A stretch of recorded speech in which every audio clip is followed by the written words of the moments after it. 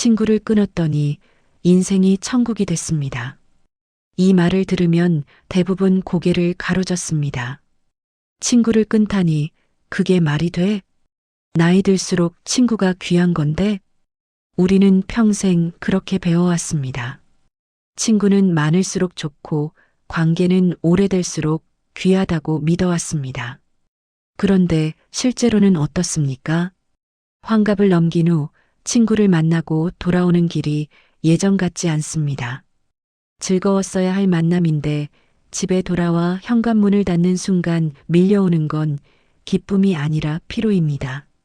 통화 한 통하고 나면 머리가 무겁고 모임 약속이 잡히면 며칠 전부터 긴장되고 만나고 나면 사흘은 기운이 안 납니다. 나만 그런가? 아닙니다. 많은 분들이 겪습니다. 다만 말하지 않을 뿐입니다. 그런데 용기 내어 관계를 정리한 사람들이 있습니다. 그들은 말합니다. 진작 이렇게 살걸? 오늘은 그 피로가 어디서 오는지, 그리고 어떻게 하면 남은 인생을 더 가볍고 평온하게 살아갈 수 있는지 함께 생각해 보겠습니다. 60대를 넘어서면서 우리 몸은 정직하게 변합니다.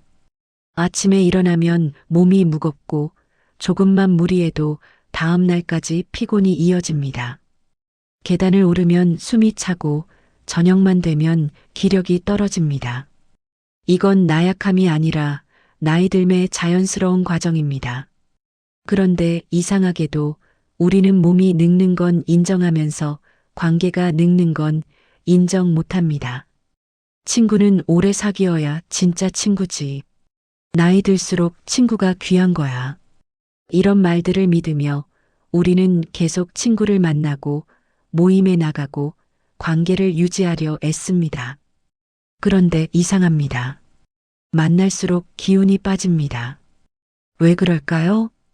친구 관계에도 체력과 비용이 들기 때문입니다. 젊을 때는 몰랐습니다. 그저 만나고 싶어서 만나고 웃고 떠들다 헤어지면 그만이었습니다. 그런데 나이가 들면 친구를 만나는 건 이제 약속이 아니라 일정이 됩니다. 상대의 자랑을 들어줘야 하고 내 속마음은 감춰야 하고 적당히 맞장구 쳐야 하고 돌아오는 길에는 후회가 따라옵니다. 그런데 끊지 못합니다. 외로울까봐, 쓸쓸해 보일까봐. 그렇게 우리는 피곤한 관계 속에서 조용히 병들어갑니다. 1. 친구 만남이 비교의 자리가 되는 순간. 서울에 사는 김영희 씨는 올해 68입니다. 젊을 때부터 함께한 친구 모임이 있었습니다. 한 달에 한 번 30년 넘게 이어온 모임이었습니다. 그런데 환갑이 지나면서 모임이 점점 부담스러워졌습니다. 만나면 하는 이야기가 정해져 있었습니다. 우리 아들이 이번에 승진했어. 손주가 벌써 셋인데 다들 똑똑해서 걱정이 없어. 영희 씨는 듣고만 있었습니다. 자식은 변변찮은 직장에 다니고 집안 분위기도 편하지 않았습니다. 말할 게 없었습니다. 아니, 말하면 안 될 것 같았습니다. 처음엔 참았습니다. 친구니까. 그런데 시간이 갈수록 그 자리가 고문이었습니다. 집에 돌아오면 가슴이 답답했습니다. 밤에 잠이 안 왔습니다. 나는 왜 이 모양일까? 그런 생각이 머릿속을 맴돌았습니다. 영희 씨는 혈압이 오르기 시작했습니다. 스트레스성 고혈압이었습니다. 의사는 말했습니다. 스트레스 받는 일을 줄이셔야 합니다. 그날 밤 영희 씨는 결심했습니다. 다음 모임에 나가지 않았습니다. 전화가 왔습니다. 왜 안 나와? 몸이 안 좋아서. 몸이 아니라 마음이 먼저 아팠습니다. 그 뒤로 영희 씨는 모임을 나가지 않았습니다. 처음엔 미안했습니다. 그런데 한 달쯤 지나자 신기한 일이 벌어졌습니다.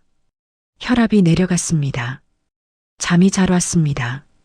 아침에 일어나는 게 덜 무거웠습니다. 영희 씨는 그제야 알았습니다. 친구가 나를 힘들게 하고 있었구나. 젊을 때 친구는 서로를 응원하는 사이였습니다. 그런데 나이가 들면 친구는 비교의 대상이 됩니다. 내가 원하지 않아도 자연스럽게 그렇게 됩니다. 누가 더 잘 사는지, 누가 더 건강한지, 누가 자식 농사를 잘 지었는지, 이런 비교 속에서 우리는 점점 초라해집니다. 그리고 그 초라함을 감추려고 우리는 더 많은 에너지를 씁니다. 그게 바로 피로의 정체입니다. 이 관계가 감정 쓰레기통이 되는 순간, 부산에 사는 송미숙 씨는 71살입니다. 미숙 씨에게는 고등학교 동창이 있었습니다. 50년 넘게 알고 지낸 사이였습니다. 일주일에 두세 번은 꼭 통화했습니다.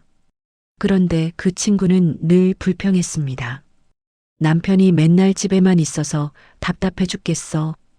우리 아들은 도대체 왜 결혼을 안 하는지 모르겠어. 며느리가 나를 무시하는 것 같아. 미숙 씨는 들어줬습니다. 위로했습니다. 괜찮아질 거야. 너무 힘들어하지 마. 그런데 매번 똑같았습니다. 일주일 뒤 또 전화가 옵니다. 또 같은 불평입니다. 미숙 씨는 지쳤습니다. 통화 한 번에 1시간씩, 일주일에 3번이면 3시간입니다. 한 달이면 12시간입니다. 그 시간 동안 미숙 씨는 상대의 감정 쓰레기통이 됐습니다. 미숙 씨도 불면증이 왔습니다. 가슴이 두근거렸습니다. 병원에 갔더니 불안장애 초기 증상이라고 했습니다. 의사가 물었습니다. 요즘 스트레스 받는 일 있으세요? 미숙 씨는 친구 이야기를 했습니다. 의사는 조심스럽게 말했습니다. 그 관계가 지금은 독처럼 작동하고 있습니다. 건강이 더 중요합니다. 거리가 필요해 보입니다. 그날 이후 미숙 씨는 친구 전화를 받지 않았습니다. 처음엔 죄책감이 들었습니다. 내가 너무한 건 아닐까? 하지만 몸은 정직했습니다. 전화벨이 울려도 긴장하지 않게 됐고 밤에 잠이 잘 왔고 가슴 두근거림이 사라졌습니다. 미숙 씨는 비로소 이해했습니다. 관계도 에너지가 필요하구나. 그리고 내게 남은 에너지는 많지 않구나. 3. 몸이 보내는 신호를 무시한 대가. 대구에 사는 박정수 씨는 73입니다. 정수 씨는 젊을 때부터 사람을 좋아했습니다. 직장 동료, 동네 친구, 등산 모임, 교회 친구까지 만나는 사람이 많았습니다. 한 달에 20번 넘게 약속이 잡혔습니다. 거의 이틀에 한 번꼴로 누군가를 만났습니다. 그런데 70이 넘어가면서 몸이 따라주질 않았습니다. 약속이 잡히면 며칠 전부터 긴장되고 만나고 나면 사흘은 쉬어야 했습니다. 그런데도 전화는 계속 왔습니다. 정수야, 다음 주에 만나자. 이번 주말에 등산 가자. 정수 씨는 거절하지 못했습니다. 거절하면 관계가 끊어질 것 같았습니다. 그러던 어느 날 정수 씨는 쓰러졌습니다. 과로와 스트레스로 인한 급성 심근경색이었습니다. 병원에 입원했고 한 달을 누워 지냈습니다. 그 한 달 동안 정수 씨는 아무도 만나지 못했습니다. 전화도 받지 못했습니다. 그런데 이상했습니다. 불편하지 않았습니다. 오히려 편했습니다. 병원 침대에 누워 창밖을 바라보며 정수 씨는 생각했습니다. 내가 왜 이렇게 살았을까? 죽을 뻔했잖아. 퇴원 후 정수 씨는 관계를 정리했습니다. 형식적인 모임은 나가지 않았고 부담스러운 약속은 거절했습니다. 진짜 마음이 통하는 친구 서너 명만 남겼습니다. 사람들은 말했습니다. 쓸쓸하지 않아? 정수 씨는 웃으며 답했습니다. 전혀. 오히려 지금이 더 좋아. 건강도 회복됐고 친구가 많다고 외롭지 않은 게 아닙니다. 피곤한 관계 속에서 우리는 오히려 더 외롭습니다. 진짜 외로움은 혼자 있을 때 오는 게 아니라 함께 있는데도 나를 숨겨야 할 때 옵니다. 나이 들수록 관계는 사람이 아니라 체력의 문제입니다. 그래서 문제는 친구가 아닙니다. 우리가 젊을 때 방식으로 관계를 붙잡고 있기 때문입니다. 젊을 때는 친구가 많으면 든든했습니다. 어디 가도 아는 사람 있고 무슨 일 있으면 도와줄 사람 있고 외롭지 않았습니다. 그런데 60대 이후는 다릅니다. 이제 우리에게 필요한 건 많은 사람이 아니라 편안한 사람입니다. 오래된 관계가 아니라 지금 나를 편하게 해주는 관계입니다. 숫자가 아니라 질입니다. 60대 이후의 에너지는 한정돼 있습니다. 하루를 살아내는 것만으로도 체력이 듭니다. 그 귀한 에너지를 나를 지치게 하는 관계에 쓸 것인가, 나를 위해 쓸 것인가, 이제는 선택해야 합니다. 50년 동창 모임을 정리한 사람은 오래됐지만 나는 그저 숫자였다는 걸 깨달았습니다. 코로나 이후 모임이 끊겼을 때 오히려 편해진 사람은 내가 원했던 건 사람이 아니라 평온이었다는 걸 알았습니다. 혼자 있어도 마음이 편한 사람이 진짜 외롭지 않은 사람입니다. 지금까지의 이야기가 친구를 모두 끊으라는 말은 아닙니다. 다만 이런 질문을 던지고 싶습니다. 지금 내 곁에 있는 사람들은 나를 편하게 하는가, 아니면 지치게 하는가? 만약 만나고 나면 기운이 빠지고, 통화하고 나면 후회가 밀려오고, 약속 잡히면 며칠 전부터 부담스럽고, 심지어 잠이 안 오고 혈압이 오른다면 그 관계는 이제 놓아줘도 됩니다. 배신이 아닙니다. 냉정함도 아닙니다. 그저 나를 지키는 겁니다. 60대 이후의 인생은 더 이상 의무로 사는 시간이 아닙니다.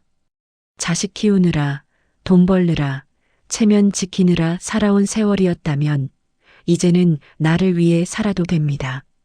진짜 친구는 만나지 않아도 마음이 통하고 연락하지 않아도 서로를 믿는 사이입니다. 그런 친구가 한두 명이면 충분합니다. 오늘부터 이렇게 살아보시길 권합니다. 만나고 싶지 않은 약속은 정중히 거절하십시오. 부담스러운 전화는 받지 않아도 됩니다. 혼자 있는 시간을 두려워하지 마십시오.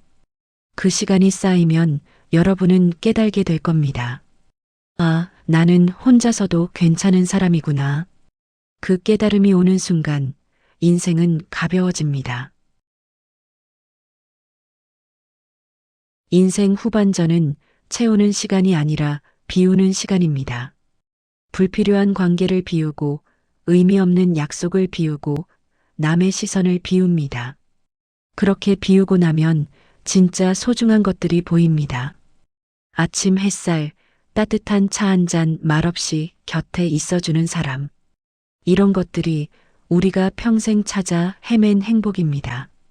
친구를 정리하는 건 관계를 포기하는 게 아닙니다. 나를 포기하지 않겠다는 선언입니다. 60대 이후의 천국은 멀리 있지 않습니다. 피곤한 전화 한 통을 받지 않는 것, 부담스러운 약속 하나를 거절하는 것, 그 작은 용기에서 시작됩니다.